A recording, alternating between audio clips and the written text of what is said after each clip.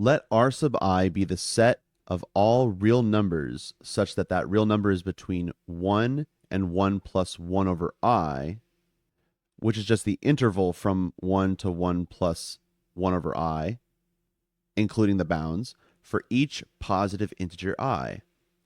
Part A, find the union from I equals 0 to I equals 4 of R sub I.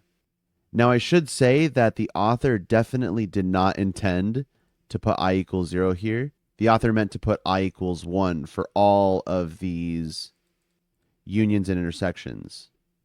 And the reason is simply because you can't plug in 0 into this 1 plus 1 over I.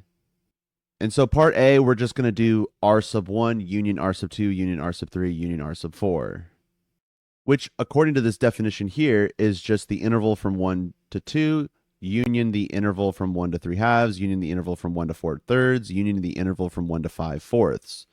What's important here, though, is that these intervals are contained inside of this interval.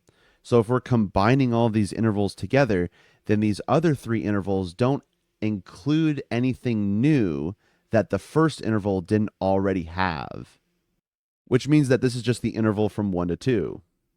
So part B is the same thing as part A, but with intersections instead of unions. So now we need all of the elements that are in common with all four of these intervals. But if you notice here, we have an interval that's contained in the other intervals. And so the only elements that are in common with all of these intervals is precisely the interval from 1 to 5 fourths. Everything outside of this interval is not in the last interval, and everything in this interval is in all four of these intervals. Now, are R1, R2, R3 mutually disjoint? Well, this is definitely not the case because every single one of these R sub i's shares elements with the other R sub i's. So not only is it not mutually disjoint, but the R sub i's are actually never disjoint, period. Part D is the union from I equals 1 to n. So this is like part A, but if you notice, as we stack on more unions here, we don't change the result. The result is still 1 comma 2 because all of the intervals after 1 comma 2 are contained within 1 comma 2. So no matter what, the answer here is just going to be 1 comma 2.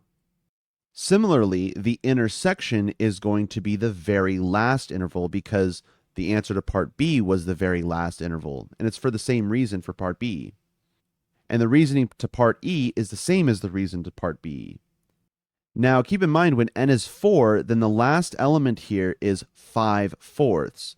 So it looks like the last element is going to have the denominator n, and the numerator is going to be 1 more than the value of that n. And so the answer to part E is the interval from 1 to n plus 1 over n. Part F is the union from I equals 1 to infinity.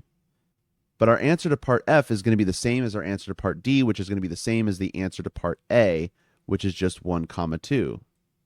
Because every interval after the first interval is contained within the first interval. The answer to part G is a little tricky, though, because we have to imagine taking our answer from part E and taking the limit as n approaches infinity. But the limit as n approaches infinity of n plus 1 over n is 1. So really the answer to part G is the interval from 1 to 1, which is actually just the set containing the element 1. And 1 is the only element that is in all of these sets. Thanks, everyone, and I'll see you in the next video.